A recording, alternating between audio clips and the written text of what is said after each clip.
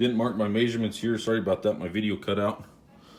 But this hole is going to be 1.5 inches from the end. Now from the end to this hole,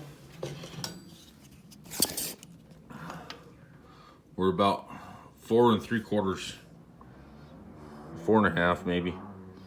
See, we get it on the line. Yeah, about 4 5/8 or so, somewhere right in there. Anyway, over here to this end, gonna be about 14 1/4 or so to the end of your hole. Now this piece is gonna be cut out right inside there. Drill a hole here and a hole here. Those are gonna be, I'm using 3/8 bit on all the holes and 1/4 inch hardware. So let me bring you over here. This is what it's gonna look like here after you get it cut out. Okay, so now maybe makes a little more sense.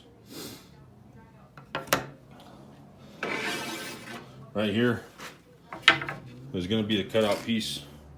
After you've got it all cut out, your holes drilled. All the holes here at the end, I put 1.5 inches from the end there. Now when you get them cut out, I use a flapper wheel on my 4-inch disc or 4-inch angle grinder and just kind of knock these outside corners off all the way down, kind of put a little radius on them. You can kind of see how I've done that all the way out to the tip. Now that tip isn't quite finished. I'll take my sander and go back over them. This one I've already done. You can see how that tip's a lot narrower now. Kind of comes up to a little point.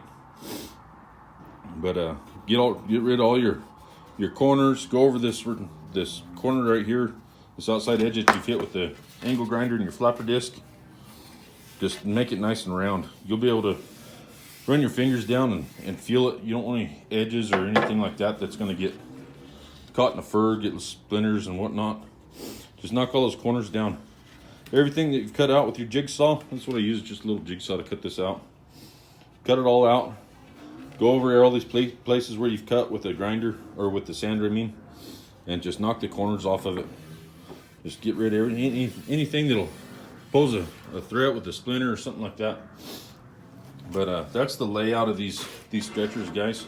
Like I said, I use 1/4 inch hardware, a 3/8 inch bit, and let me see here. Let me pull one out that I've got made here. He's on a Coyote right now.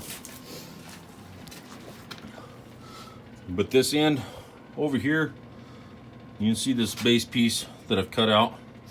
This end is fixed to that board. It's just screwed right to that board. That screw doesn't come out. This one, however, you put a wing nut on the end of that thing. That way you can loosen it up and move it in there. You can tie your tailboard up in here. But like I said, that one's on a Coyote right now. So once you get this all cut out and sanded, get your hardware down there on the ends. Take your little piece of leather, come down about 2 inches on each side. This side it'll wrap around, come around to this other side. You've all probably seen these stretchers before, know what I'm talking about. Kind of self-explanatory. But there you can kind of see the finished side and the non-finished side. I haven't sanded this one yet.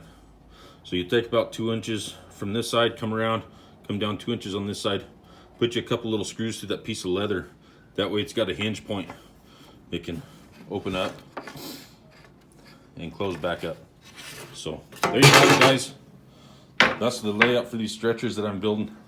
There's different variations. People have their own preferences. Your buyers have their preferences, how they want their skin set up.